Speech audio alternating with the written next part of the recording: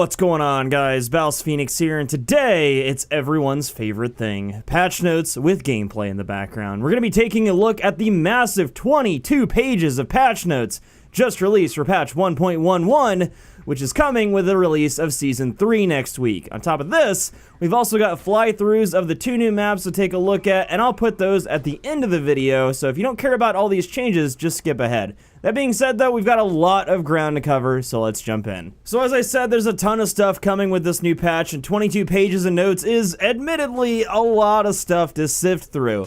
In this video, I'm going to do my best to condense all of it and just give you guys what's important, and if you feel like I haven't done it justice, or you just want to follow along yourselves with the notes on a different screen, I'll leave those in the description below. But first up, as we know already, we're getting the 2 new heroes and the 2 new maps with patch 1.11. In addition to that, we're also getting 4 new legendary weapon visuals and 2 new legendary armor variations for all characters except Highlander and Gladiator, who are only getting 1 because they're pretty much brand new. But anyway, with those new gear sets, we're also getting new legendary gear stats, which essentially means the different stats on a given piece of gear can now go higher than we had previously. In simple terms, the stat caps have been raised and we can be even more powerful because for some reason we need to be. But lastly, as a side note on gear, that new legendary gear with a green background can be gained starting at Reputation 7. But moving on, there are some map updates coming for dual maps. First, in the Overwatch map, the trapdoors on the C point won't open immediately anymore.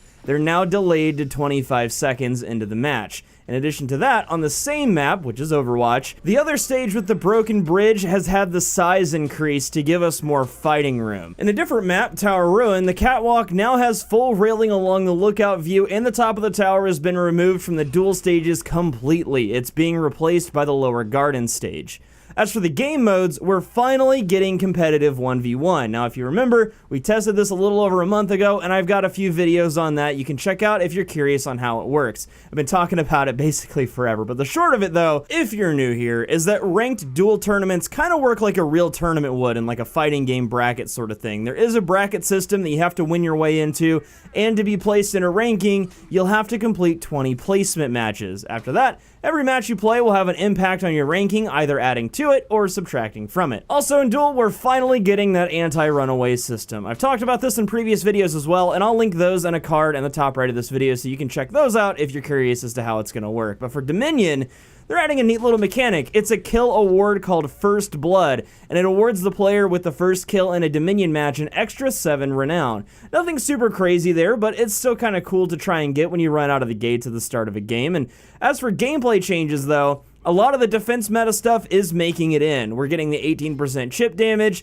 the changes to Revenge, and so on with a few other additions, and I have talked about those at length in several different videos, so I'll link those as well so you can check them out if you need a refresher. Along with those changes, we're also getting a few other things, the first of which is the anti-stun lock change. This one is kind of hard to explain, but the short of it is that a variety of moves from Centurion's charged heavy pin to Valk's sweep attack won't interrupt each other and keep you crowd controlled. For example, you can't get train pinned by Centurion heavies anymore. The damage from them will still apply, but as I understand the changes, you can't be pinned by 2 Centurions, one immediately right after the other, so that's really, really nice. I'm glad they're finally working on a solution for the Centurion ganks and other nonsense that plagues a lot of the 4v4 modes. The second of these mechanics changes are the out of stamina changes for Warlord, Valkyrie, and Conqueror. They no longer have super armor or superior block on attacks where applicable when out of stamina.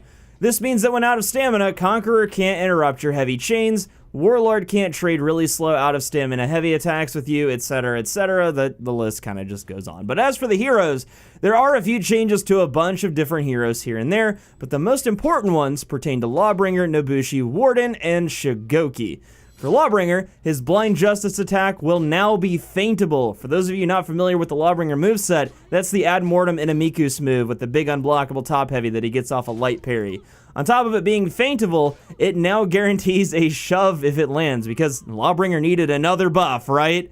Anyway, for Nobushi, Warden, and Shigoki, they're all getting a bunch of their unlocked tech fixed, including the unlock zone and a Signwinder unlock combo that wasn't parryable, because good God, That was annoying. Thankfully, though, it should be fixed with the coming 1.11 patch. Moving right along, though, tons of feats are getting changed, and if I talked about all of them, this video would be half an hour long. So I'll just go with the one that I thought was pretty interesting. Smoke Bomb. Smoke Bomb is now kind of a get-out-of-fight-free card. They ditched the tiny bit of shield you get from it instead.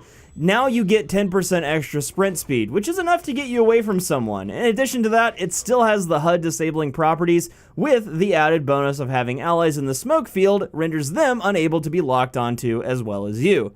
Another major change I wanted to cover before we show the map fly-throughs, though, are the changes to the Faction War. In Season 3, you'll have a war banner that you place on a spot within the Faction War map, and any assets you gain in matches will go towards that banner until you manually move it or the area is taken by an enemy. This should massively help those of you that neglect to manually place your war assets, provided you remember to put it down in the first place. Along with this, we're also getting faction capitals. These are going to be little areas on the map that faction war winners get to take over, and they're impossible for the enemy factions to gain. Apparently they're doing this so the faction war has more of an impact in the upcoming seasons, so take that for what you will. The very last thing we'll talk about today, though, are the changes to gear. There's like 5 pages in the patch notes on updated cost for every tier of rarity, so I'll just give you the quick and dirty. Firstly, gear is now going to drop more frequently from playing matches. Secondly, gear will cost less to level up overall, and thirdly, and thankfully Jesus Christ, you'll now have to hold a button to equip the gear at the end match screen. No more accidentally equipping a level 10 helmet and having to go back to change it. I have no idea why this wasn't implemented in the first place, but I'm glad it is now at least. But yeah, it's a hefty patch, my dudes. There's a lot of stuff changing with the debut of Season 3, and it's going to take a lot of getting used to, but I really think they're laying the foundations for something super good. I think this game is going to make a huge comeback, and if you look around, you can already see signs of that with a bunch of new players hopping in. But I'll stop talking now, and I'll let you guys enjoy the fly-throughs of the new maps, and while you're doing that, don't forget to like this video if you found it helpful, subscribe if you're new here, and consider joining my Discord if you haven't already. Until next time, though, I'm BouseFeenux, and as always, thank you so much for watching.